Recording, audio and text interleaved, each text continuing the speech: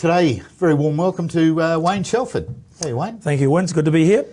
Let's take you back a few years to when you'd been brought up in Rotorua and decided that life in the Navy in Auckland was going to be you. Yeah, well, I think that next year, in 2015, I think January the 14th, I think it is, I've been up here 40 years.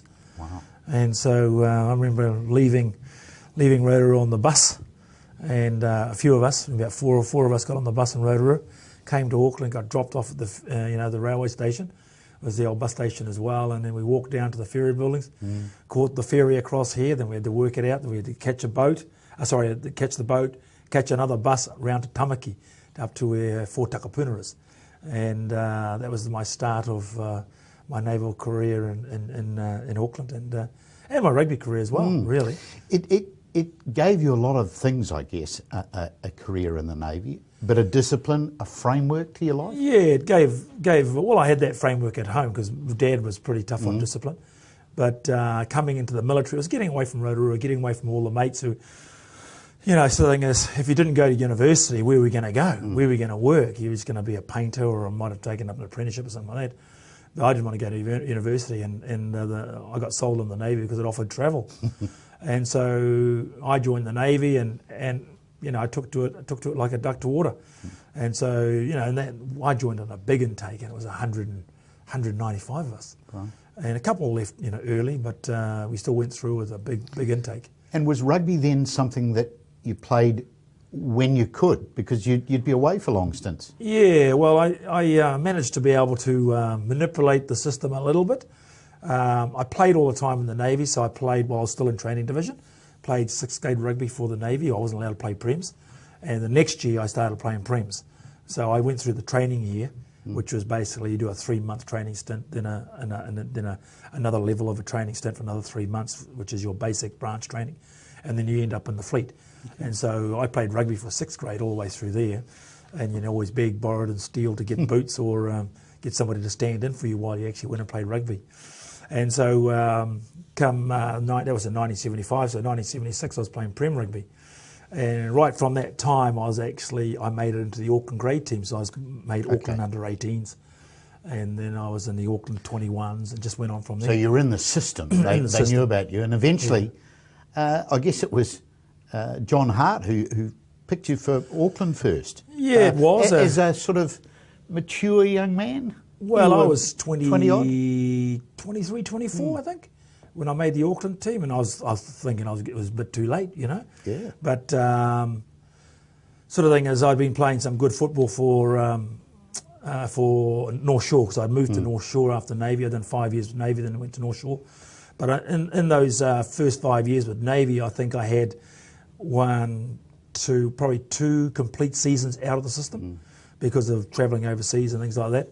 But then in between that, you're always on courses and, little things like that, and maybe injuries from sport. I think it was a sign of the times probably too that you were picked as a promising player for Auckland, that you were 26 at that stage. Yeah, and so I remember one of my coaches, Bert McLean, basically said to me, he talked to Brian Crazy when Crazy had the team, and Crazy said, as long as his backside faced down, Buck Shelford would never make the Auckland team. Because I was a bit too rough around the edges, and coming from Rotorua, that's how you played your football. It was you had to play tough, and so as coming up here, I found the football was quite easy.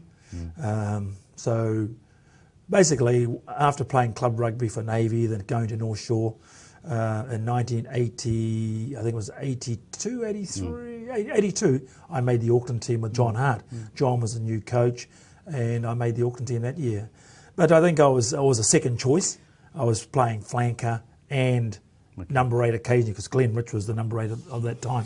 Right. He was a good number 8 too. Yeah, and it just so happened that in 84, when I did get the position to myself, Glenn actually snapped his Achilles tendon at the beginning of the year, and he was out for the rest of the year. So it opened up the position big time. Then I guess you got a chance to cement yourself more as a position when North Harbour formed, and you were able to play number 8 all the time.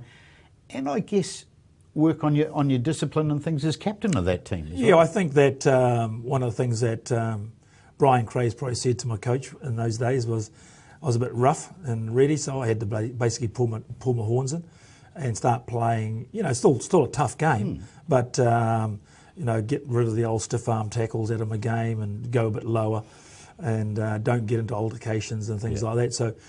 So that Auckland, 84, Auckland, we won the national championship as well. Then we split, and I decided to stay with Harbour. And being the captain of North Harbour, I had to lead the way rather than be just one of the team. Yeah.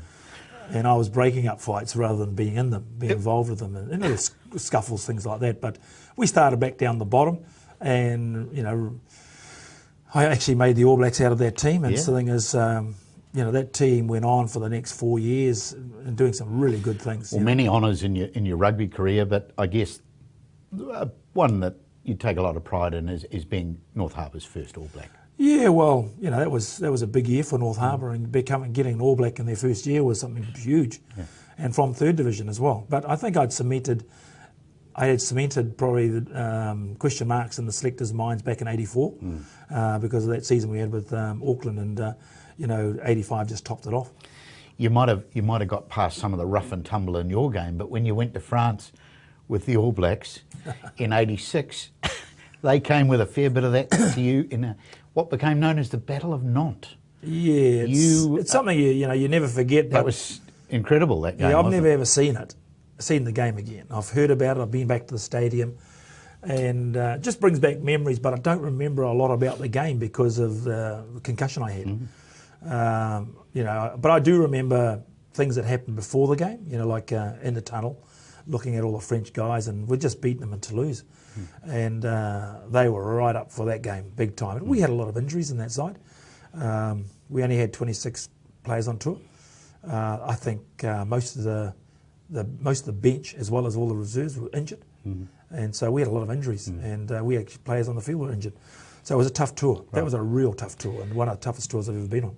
It probably cemented, though, in the All Black selectors' mind, your place in their squad for the following year World Cup, which must have been a highlight to play in the first one in New Zealand. Yeah, well, I'd like to think so.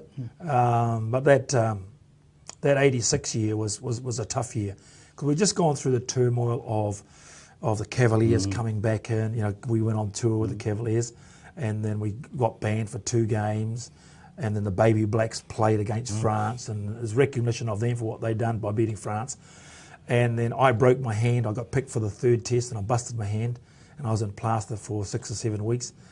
So there was a bit of reshuffling around there. There was a bit of doubt whether I'd actually make it back into the All Blacks. And come the tour at the end of the year, 86, which was the French tour, I made it back in and I played pretty well. And going into 87 World Cup, it was an open year, it was an open book. John Hart was involved with Griswiley at this stage.